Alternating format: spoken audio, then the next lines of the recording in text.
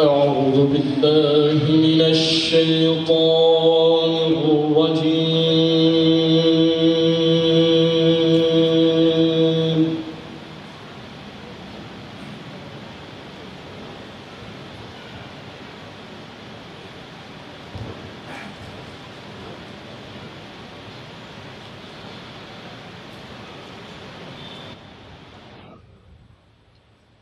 بسم الله من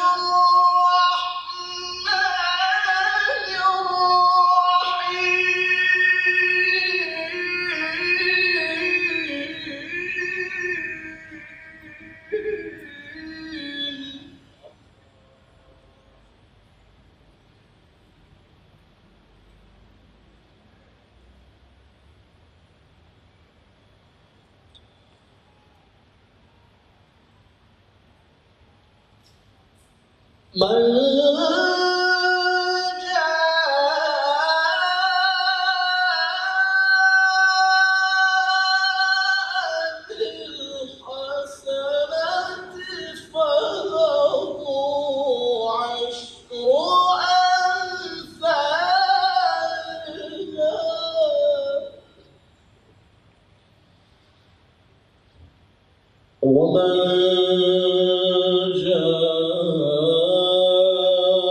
جاء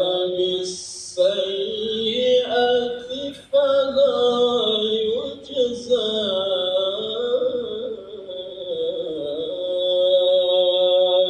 إلا مثلها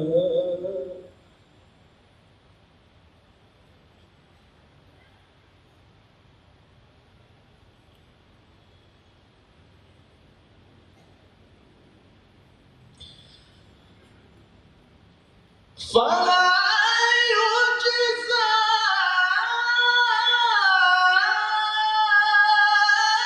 إلا مثلها وهم لا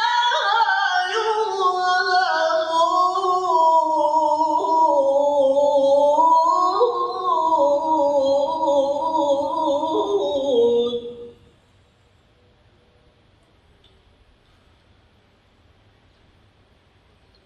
قل إنني هداني ربي إلى صراط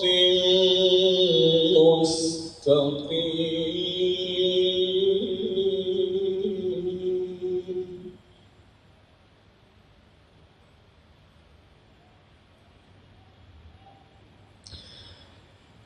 دينا ملة إبراهيم حنيفا وما كان من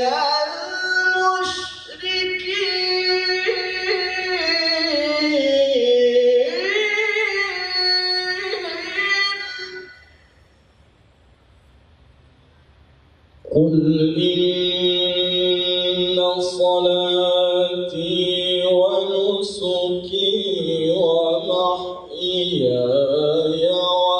ومماتي لله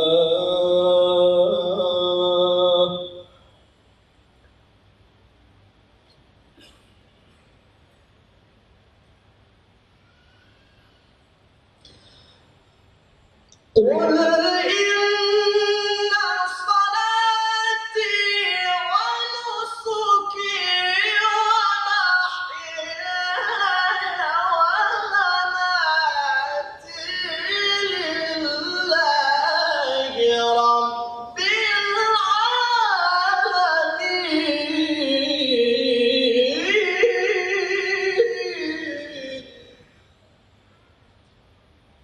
لا شريك له لا شريك له لا شريك له وبذلك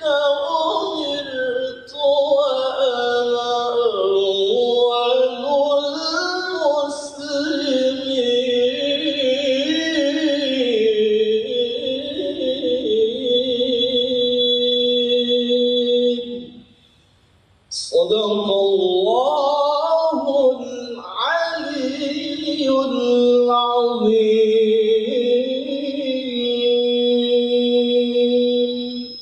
Assalamualaikum warahmatullahi wabarakatuh. Assalamualaikum warahmatullahi wabarakatuh. Hadirin sekalian, para peserta tabligh akbar pada kesempatan kali ini, izinkan saya Farhan Darmatatya memimpin talk show pada pagi hari ini. Dulu ketika kami masih di usia-usia mondok SMP tahun 2009, para kiai, para orang tua memotivasi santri-santrinya ketika menghafal Al-Quran, ketika belajar Al-Quran itu adalah untuk menjadi orang-orang yang berguna di masa depannya. Seperti itu. Kamu misalnya boleh ahli di bidang apapun tapi punya dasar Al-Quran. Itu ketika tahun 2009. Dan sekarang zaman itu telah hadir. Di depan kita telah hadir orang-orang pemuda-pemuda yang memiliki kelebihan suara yang indah dalam melantunkan Al-Quran. Inilah beliau, Ustadz Syamsuri Firdaus. Kita berikan takbir dulu. Allahu Akbar. Kurang kompak. Yang akhwat, yang ikhwan mohon kompak jawabnya ya. Allahu Akbar. Alhamdulillah. Kita mengetahui beliau sudah mengikuti lomba MTQ ya sejak tahun 2012 ya, betul waktu dari mulai tingkat anak jadi Ambon maksudnya, mungkin sampai dipakai gitu ya. Nah itu kalau boleh diceritakan kepada yang hadir bagaimana perjalanan seorang Syamsuri Firdaus hingga bisa mengikuti ajang di Turki, perlombaan mulai dari awal bagaimana ceritanya, mungkin bisa diceritakan kepada jemaah yang hadir. Bismillahirrahmanirrahim. Assalamualaikum warahmatullahi wabarakatuh. Waalaikumsalam. Ya, pertama-tama saya mengucapkan alhamdulillah dan terima kasih banyak kepada teman-teman panitia yang sudah memberikan kesempatan kepada saya untuk bercerita, berbagi pengalaman kepada teman-teman semuanya. Saya mengawali cerita ini dengan cerita dari ibu saya. Dulu ibu saya pernah bercerita seperti ini. Di saat saya masih dalam kandungan ibu saya, di saat ibu saya jika ada kegiatan seperti kegiatan ibu rumah tangga misalnya, seperti memasak, mencuci, menyetrika baju dan lain-lain itu, pasti mendengarkan bacaan Quran, dan sambil dengarkan bacaan Quran, ibu saya sambil berdoa, ya Allah, mudah-mudahan anak yang ada dalam kandungan saya dikori gitu. Karena di kampung saya itu alhamdulillah kampungnya para kori di Bima itu. Jadi anak-anak di sana itu udah pas usia TK itu udah mulai belajar gitu. Nah, alhamdulillah ibu saya sering berdoa seperti itu. Nah, sampai setelah saya lahir, pas saya menginjak usia 3 atau 4 tahun itu, saya mempunyai kebiasaan yang berbeda di antara teman-teman saya yang lain. Saat teman-teman saya yang lain itu asik dengan nyanyiannya, tapi alhamdulillah saya hobinya itu ngaji terus merotal. Teman-teman asik nyanyi, saya merotal gitu. Ya. Terus hobi saya ini tidak sampai situ. Saya bahkan mengaji itu dalam toilet. Saya ngaji toilet.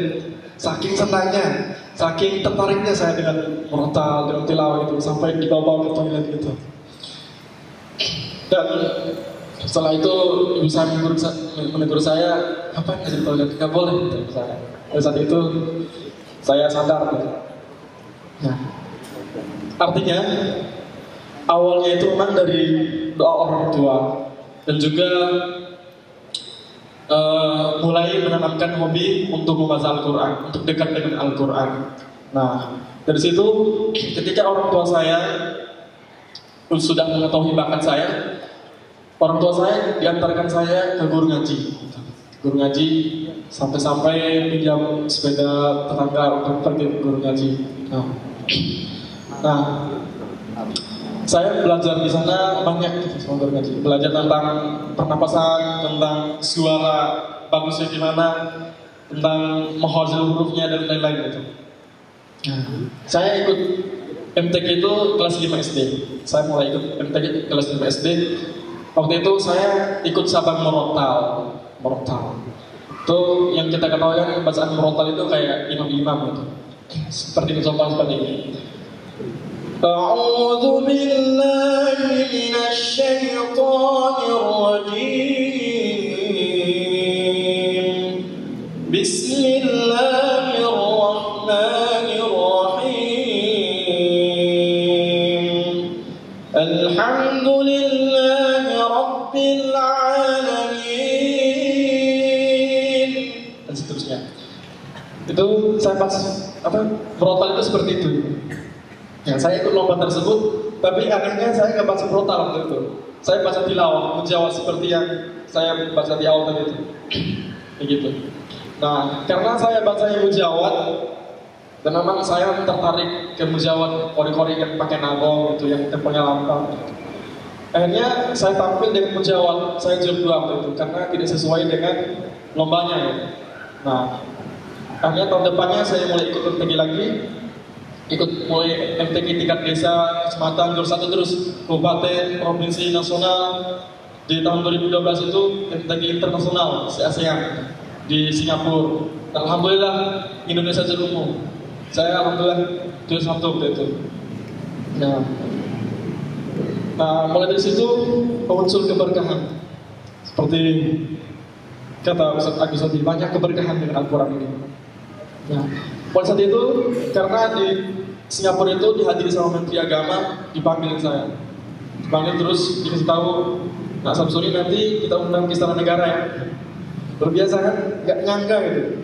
Kori yang berasal dari kampung bisa masuk Istana Negara gitu.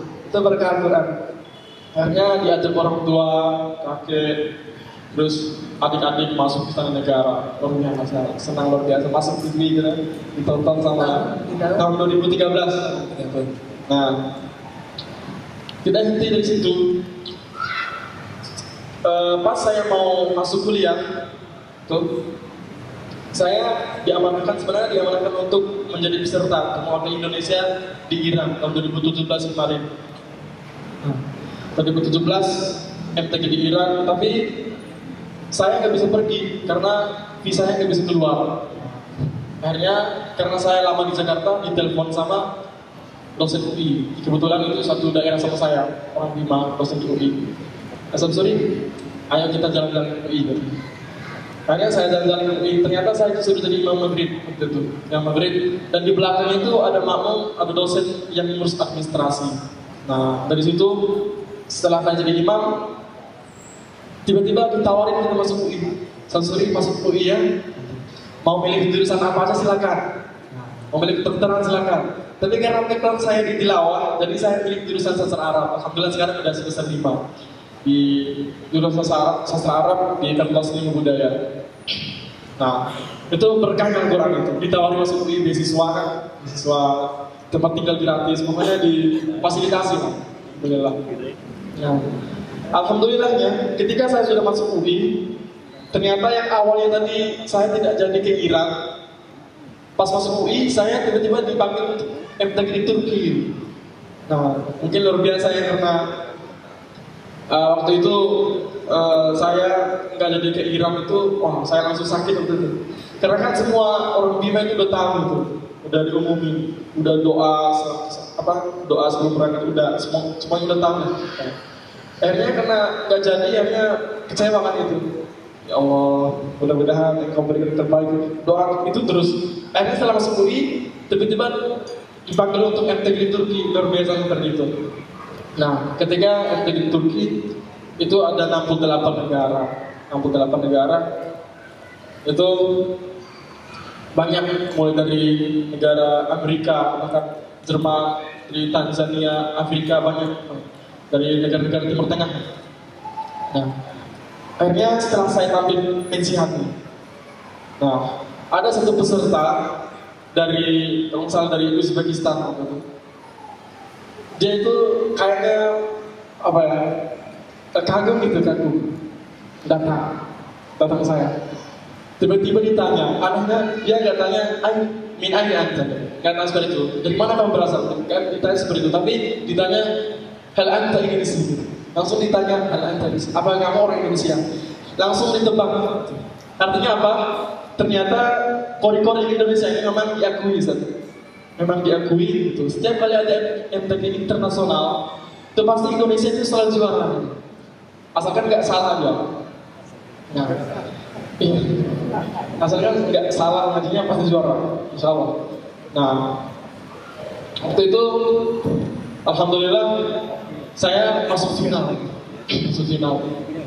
Dari 8 negara yang masuk final, ada negara Tanzania, Mauritania, negara Turki, Irak, itu ada dari India, sama dari Libya, sama Indonesia.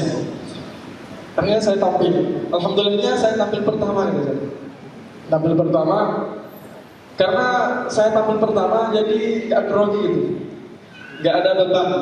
Kan kalau tampil terakhir kan udah melihat semua nih, udah menyaksikan semua peserta-peserta lain tampil gitu. Aduh, bagus nih gini, jadi grogi gitu. Karena tampil pertama gak mungkin seperti itu. Dan alhamdulillahnya setelah saya tampil, tiba-tiba para finalis itu langsung memberikan semangat gitu kepada saya. Insyaallah ya syabab, insyaallah ya akhi, anta markazul awal gitu. Insyaallah anta al-awwal gitu. Dia kasih dorongan kepada saya bahwa saya juara satu gitu. Juara satu. Wah, masa sih dia bilang. Iya. Nah, sehari setelah itu saya diajak para peserta itu semuanya dari 68 negara itu diajak keliling kota Istanbul. Wah, luar biasa Istanbul itu. Nah, tiba di suatu masjid namanya Masjid Biru, di sana itu ada Masjid Biru, Masjid Sultan Ahmad. Nah, tiba-tiba imam besar masjid ini panggil saya untuk mengaji di depan. Kenapa kok saya dipanggil gitu? Saya tiba-tiba dipanggil untuk mengaji di depan para jemaah. Itu bahkan turis-turis pun ikut nonton di sana. Ikut nonton. Karena kan di sana tempat wisata juga. Akhirnya saya tampil. Nah, setelah saya tampil, tiba-tiba saya diculik. Sama siapa ya? Sama panitia penyelenggara MTQ. Nah, kenapa saya diculik? Ternyata saya dibawa ke arena penutupan. Ternyata saya diajak oleh diri gitu untuk latihan. Ternyata saya menanyakan kenapa saya dipanggil gitu. Ya. Apakah saya juaranya? Apakah saya juara satunya? Saya tanya gitu kan. Insyaallah atau awal. Kaget udah oleh sebab itu berdoa mudah-mudahan perkataan panitia ini benar gitu. Nah, setelah malamnya karena penutupan itu malam hari itu luar biasa dihadiri sama Presiden Erdogan, biasa dari juri-juri dari berbagai negara, terus para menteri-menterinya luar biasa. Nah, setelah pas selesai penutupan, pas pemberian penghargaan itu dipanggil Indonesia, kata protokolnya. Otomatis saya merasa kaget gitu, Siapa lagi orang Indonesia kalau bukan saya yang peserta gitu. Akhirnya setelah kata Indonesia diumumin, Korek Syamsuddin Firdaus. Akhirnya saya luar biasa terharu banget gitu. Rasanya gimana? Luar biasa. Momen itu. Iya. Nah, pas maju karena di atas sudah ditungguin sama Presiden Erdogan, maju. Biasanya Presiden Erdogan itu luar biasa. Di saat saya mau salaman, beliau tolak tangan saya, malah dicium saya, dipeluk ke saya. Ya Allah, luar biasa, saya nangis. Terus beliau mengatakan karena beliau juga pandai bahasa Arab. Masya Allah, syabab mumtaz. Kaifa tadrusul Quran di Indonesia. Dia ingin menanyakan bagaimana metode belajar di Indonesia. Kenapa kok bagus itu gitu. Karena waktu yang terbatas, saya menjawab alhamdulillah, azza min fadli rabbi. Orang ini adalah keutamaan yang Allah berikan, kata saya. Akhirnya beliau pun langsung peluk saya langsung gitu. Saya nangis lagi, ya Allah. Habis itu luar biasa, setelah pulang dari Indonesia ternyata viral. Ternyata banyak stasiun TV yang ngundang. Karena kan sebelumnya kan banyak kori-kori Indonesia yang juara MTQ internasional. Ada namanya Ustaz Salman Abdillah namanya itu, juara di Iran. Tapi juara satu juga, tapi dia nggak terlalu dipublish, nggak terlalu viral. Pas saya pulang dari Turki ternyata viral. Nah, tuh banyak keberkahan dari situ. Diundang ke stasiun TV, diundang sama Presiden Jokowi masuk istana negara, terus dikasih haji, umroh, banyak pokoknya. Dikasih beasiswa banyak lah. Gitu. Itu masuk istana yang kedua. Iya, yang kedua kali. Dan luar biasa pokoknya itulah Ustaz. Memang kalau saya pikir-pikir kembali ke usaha awal saya itu memang kalau istilah pepatah mengatakan itu proses tidak mengkhianati hasil gitu. Ya, saya pikir bagaimana perjuangan orang tua saya, pendidik saya luar biasa banget Ustaz. Mungkin demikian dulu Ustaz. Oke, ya. Dan kita dengarkan tadi cerita dari beliau bagaimana perjalanan mengikuti MTQ mulai dari dari SD sampai akhirnya bisa lanjut ke tingkat internasional yang terakhir di Turki dan kemudian yang baru ini di MTQ MN Malaysia ya. Nah ini waktu di Aceh saya tuh kan ikut juga waktu lomba itu di masjid itu saya ngeliatin aja ini Samsuri itu yang viral itu ya saya cuma bisa ngeliatin aja yang lain pada foto-foto itu. Ya mudah-mudahan suatu saat bisa ke UNS saya dalam hati gitu. Alhamdulillah sekarang ketemu, alhamdulillah. Nah, kita udah melihat tadi juga bagaimana keberkahan-keberkahan yang bisa diraih dari kedekatan seorang dengan Al-Quran. Nah sekarang yang penting Ustaz, saya mau bertanya, bagaimana rasa dari Ustaz menjaga niat tetap ikhlas lillahi ta'ala ketika kita belajar Al-Quran, ketika kita tampil itu bagaimana rasa dari Ustaz? Bagi yang lain juga yang sedang belajar, niatnya bagaimana? Kalau dulu kita niat ya hanya untuk belajar untuk diri kita atau orang tua, tapi sekarang kan ada yang niat untuk viral, untuk masuk YouTube, untuk bisa ikut yang lainnya. Bagaimana cara menjaga ini menurut Ustaz? Awalnya itu saya belajar Al-Quran itu sebenarnya saya tuh pokoknya nggak tertarik ikut MTQ awalnya itu, karena saya dipaksa sama orang tua untuk belajar ngaji ya, nggak ada niat untuk ikut MTQ dulu. Nah, awalnya saya belajar ngaji itu memang karena perintah dari orang tua, karena kan bagaimanapun orang tua yang menjadikan anaknya tuh pintar ngaji, gitu, anak yang soleh, gitu, anak yang berbakti dengan belajar Al-Quran. Gitu. Nah, ternyata setelah saya belajar tentang Al-Quran dan ternyata sudah itu Allah memberikan anugerah rahmat kepada saya berupa suara yang indah gitu. Nah, mungkin cara saya menjaga niat itu ya kita harus memikirkan dulu. Ini kan luar biasa ya. Itu tadi yang saya ceritakan tentang kenikmatan. Bagaimana setelah pulang dari Turki banyak pemberian hadiah dan segala macam yang berkaitan dengan dunia setelah itu.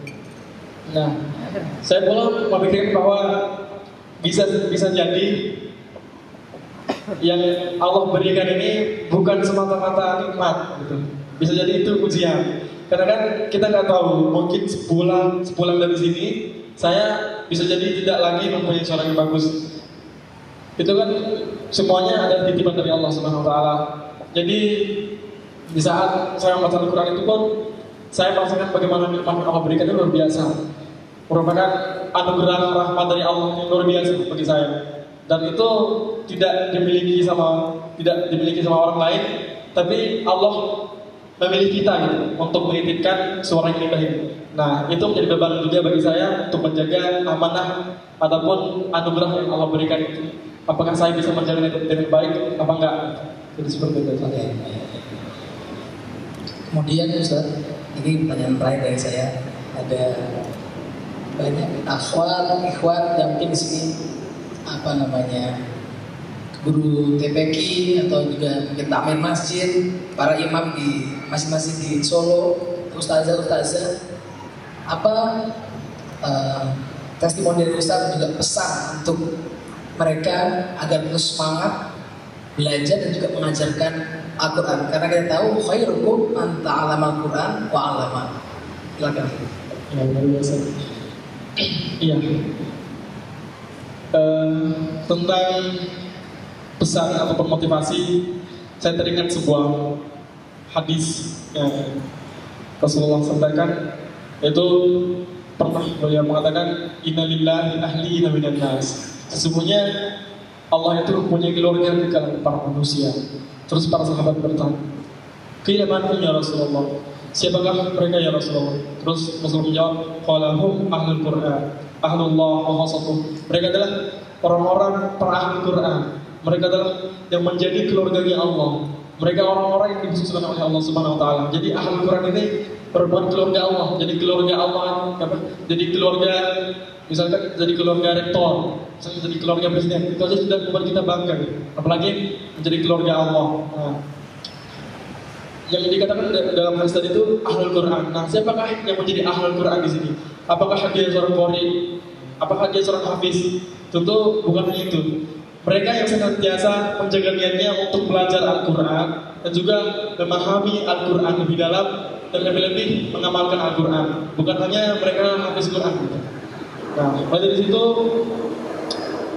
itu hadis itu saja sudah membuat kita itu semangat gitu untuk menjadi ahli Quran. Dan banyak keutamaan-keutamaan yang Allah berikan terhadap orang-orang yang senantiasa membaca Al-Quran. Di dalam sebuah hadis lain, Rasulullah mengatakan, "Man qara'a harfan min kitabillah, kalau bihi hasanah wal hasanatu bi asyri amsalha, la aqul alif lam harfun walakin alif harfun wa lam harfun wa mim harfun." Barang siapa yang membaca Quran satu huruf aja di dalam Al-Quran itu, maka Allah akan memberikan kebaikan itu. Dan setiap kebaikan itu akan dilipat gandakan menjadi 10 kebaikan. Masya Allah, luar biasa.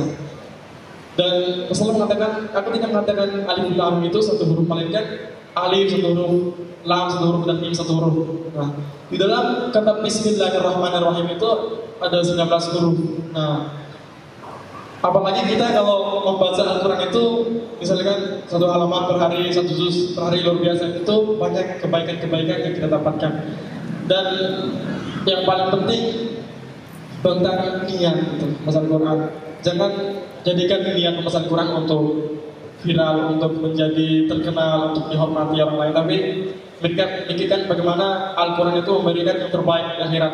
Karena kan orang yang dekat dengan Al-Quran akan diberikan syafaat oleh Al-Quran di hari kiamat nanti, dan menjadi penolong bagi keluarganya, 10 keluarganya yang sudah tentu masuk neraka karena dia ahli dalam Al-Quran, dia diangkat ke surga, masuk ke surga. Itu luar biasa ya para orang yang menjaga Al-Quran. Ya, jadi ngobrol-ngobrol kita bersama Ustaz Samsudin Firdaus. Kita ikuti tadi bagaimana perjalanan beliau ikut MTQ, kemudian kita dengarkan juga bagaimana tips beliau untuk menjaga niat, dan terakhir tadi pesan-pesan bagaimana agar kita tetap semangat dalam belajar dan mengajarkan Al-Quran. Nah, sekarang saya membuka satu pertanyaan, satu penanya gitu. Monggo silakan angkat tangannya. Iya, Bapak. Silakan. Maju Pak.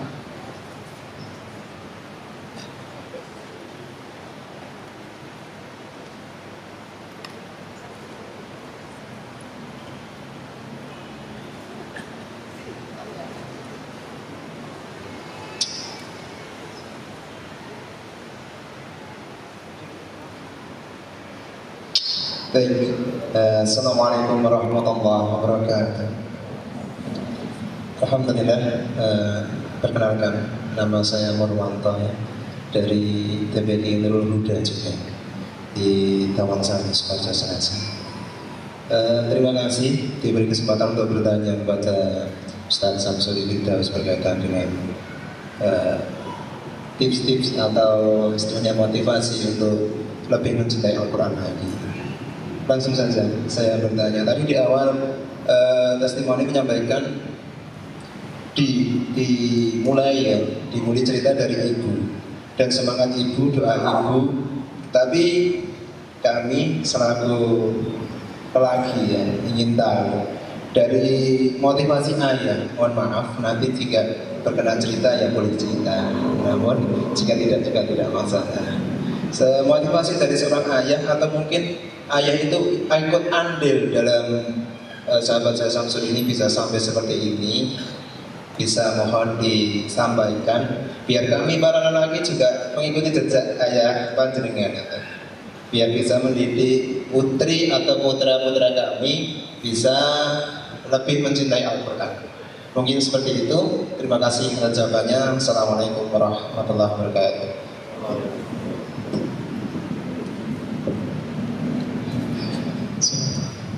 Terima kasih banyak Ustaz. Ya, bagaimana perjuangan seorang ayah? Tadi di awal saya sudah menceritakan bahwa yang paling berperan itu hanyalah ibu. Tapi ada peran-peran yang sangat luar biasa, sangat istimewa bagi saya itu dari seorang ayah. Ketika saya mulai latihan itu, mulai di orang tua saya itu tahu bahwa saya punya bakat. Yang pertama kali semangat itu, yang punya semangat lebih itu adalah ayah gitu. Ayah saya, bagaimana ayah saya itu mengantarkan saya ke guru ngaji, terus beliau itu tunggu sampai ngaji itu selesai gitu. Tungguin didengarin nasihat-nasihat dari guru, karena waktu itu saya belum bisa dengar secara lebih paham gitu. Karena kan masih kecil juga, belum terlalu paham.